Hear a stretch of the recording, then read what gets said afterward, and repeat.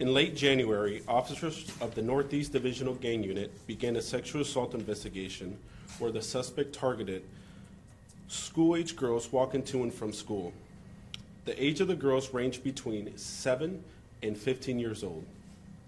After officers spoke with the victims, officers discovered similarities in the reported incidents. They had similar suspect description, car description, and they were all in the neighborhood of Denver Harbor, located in the East Freeway. Our unit spoke to deputies of the Harris County Sheriff's Office and found additional cases which occurred outside of the city limits. Between both departments, the suspect was responsible for at least 10 cases. In sexual assaults that occurred in the city, the suspect would approach the girls from behind. The suspect would then touch the girls inappropriately outside of the clothing. In one case in particular, the suspect attempted to kidnap one of the victims. A 7-year-old little girl was walking home with her 9-year-old brother.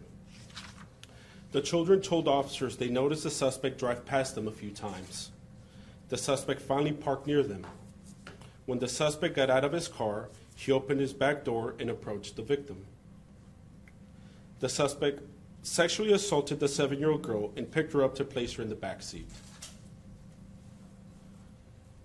The girl's brother yelled at the suspect and caused him to put the girl down and drive away. In a separate incident, the suspect targeted a girl who was walking to school. The girl was crossing a pedestrian bridge that goes over the East Freeway. It is located near 700 Shotwell. The suspect approached the girl from behind and sexually assaulted her. Officers of the Divisional Gang Unit checked every possible surveillance video until they developed a lead and found what type of vehicle the suspect drove. We found the suspect drove a 2007 dark blue Toyota Corolla, which was what the children were describing. This information was passed on to the Northeast Hotspot Unit, who assisted us in conducting surveillance at the bridge where the last sexual assault took place. Exactly 1 week after the incident at 700 Shotwell, Hotspot officers observed the vehicle pass by the bridge once again. Officers attempted to stop the vehicle and the suspect fled from the officers, which caused a brief car chase. The car chase ended when the suspect finally stopped and surrendered. The suspect was identified as Carlos Jose Ayala. Officers of the Northeast Divisional Gang Unit spoke to Carlos Jose Ayala, and he admitted to committing the sexual assault on the pedestrian bridge. Officers placed Ayala in a video lineup and presented it to the victims. 3 kids were able to positively identify him in the lineup. Carlos Jose Ayala has been charged with 4 felony charges of indecency with the child and 1 felony charge of evading in a motor vehicle.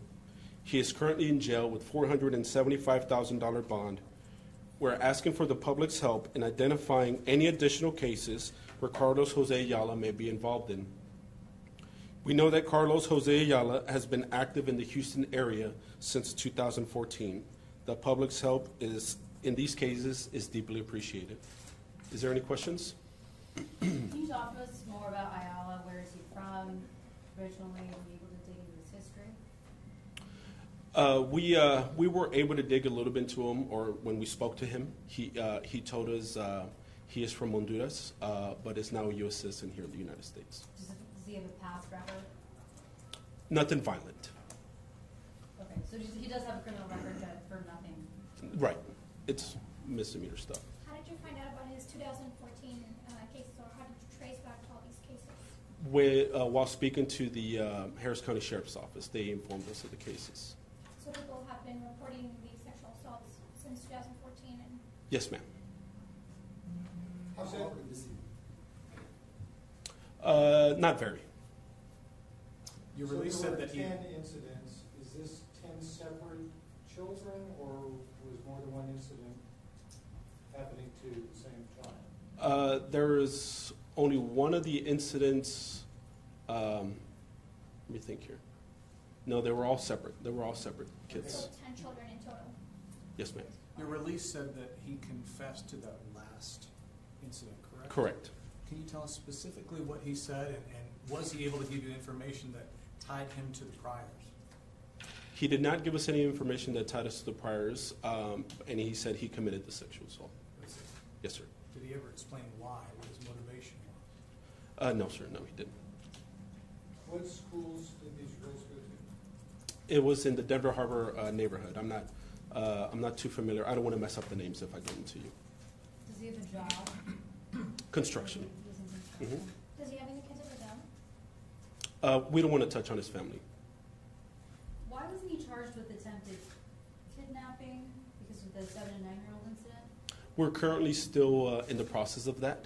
It's just that we wanted to hold the press conference to see if there was any additional cases where that need to be, Okay. looked at. So there could be more charges? on There, top of this?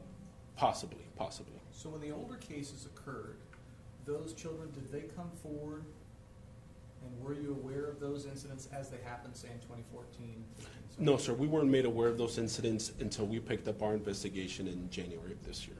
So you didn't find out about those until Correct. this? But they weren't reported at the time? Yes, sir. They were? They were. Okay. They were, to whom? The Harris County Sheriff's Office. So why is he only being charged with 4 counts and not 10, since there's 10 different cases? Because the investigation's still ongoing. We spoke with a woman out there at the Shotwell location Mhm. earlier, and she identified him and said that he was part of a group of guys who actually did this. Have you found any evidence to make? No, that sir. come through? We have not. Can you speak about the profiles of victims, both so parents can talk with their kids and also just understand what type of kids he was targeting? Sure. All of the girls were between 7 and 15, and most of them, all the cases but one, happened when they were traveling to and from school. Were they mostly like Spanish speaking? Did he see Yes. he was targeting demographic? Yes, Was they there a were. sense of maybe like their families, if they don't speak English or if there's fear of police, was he targeting? I don't think that was in his mind. Okay. Did he have a weapon? He did not have a weapon. When he approached them, do you know if he spoke English or Spanish to these girls? He didn't talk. He did Oh, not he talk. just- Right. Okay. Can you address how great your concern is over the potential for other victims here? I think with anything, not just with this case, but I think with anything, there's a great deal of concern for the city. So the last incident was February 10th that you know of? the Yes, Shotwell ma'am. one? Okay. Does he speak English? Yes, sir. Sorry. Can you talk a little about the locations? I mean, some of them I know, one of them was like a Walmart, some of Correct. them were like shopping centers, and then one was like a home. One of them was, a lot of them, most of the Harris County cases did happen at a Walmart, but for whatever reason, the cases within the city, he was targeting pedestrian bridge. I'm sure you guys are familiar with the pedestrian bridges that go over I-10, and that's what he seemed to target.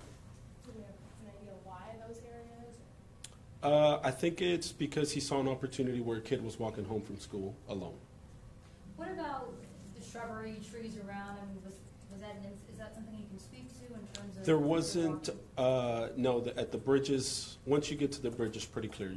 You can even see it from the freeway. Okay, so witnesses, I mean, anyone could see what was happening. if you Correct. were in the distance away. So you Correct. just, I guess wasn't concerned about Right. people saying I'm So, sorry, can these happen in the mornings or afternoons or both? Both. to and from school.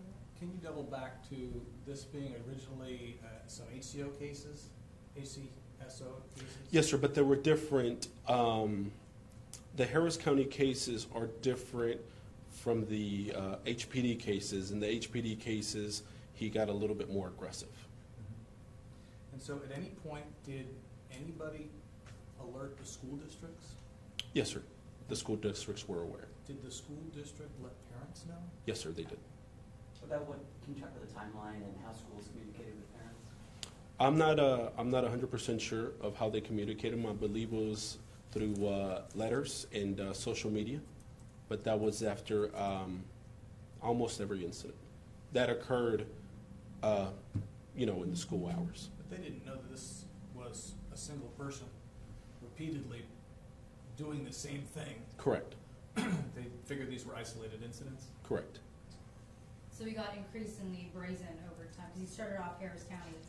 Yes, ma'am. looking at the list, and then he went Yes, over ma'am. there.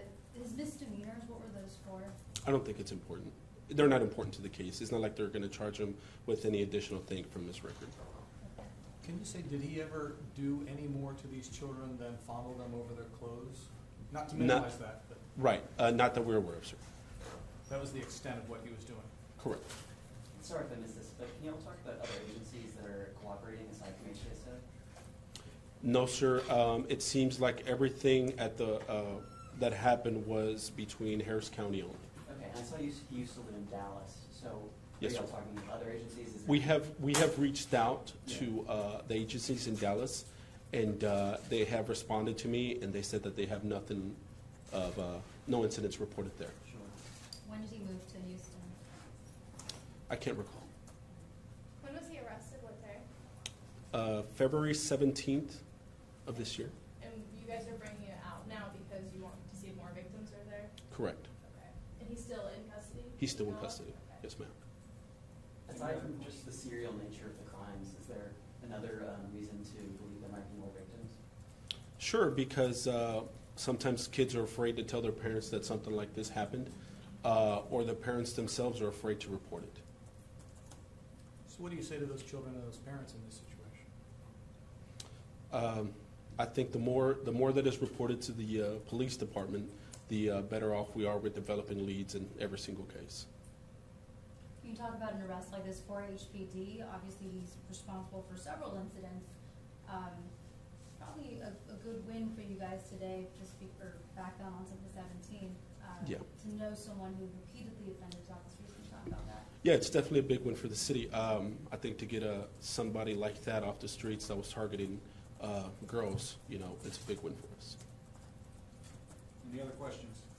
So it was, most of them happened in the middle of the street, broad daylight, right? Yes, ma'am. The only time he actually, I guess, took a girl was when he tried to take her to the car. That was the only time? Correct. Okay.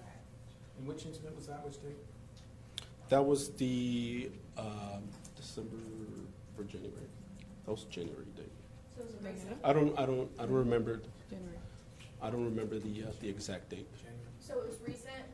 Yes, ma'am. It So was. talk a little bit about what sort of path this guy was headed towards, I guess, if he was getting more aggressive. I'm not too familiar with it, with where he exactly was going. I'm just glad we were able to catch him now. Anything else? I saw that he had a restaurant or possibly a truck, or was any of it registered in his name? No, sir. Okay. Anything else? He does have a family, though. I think that's He is married.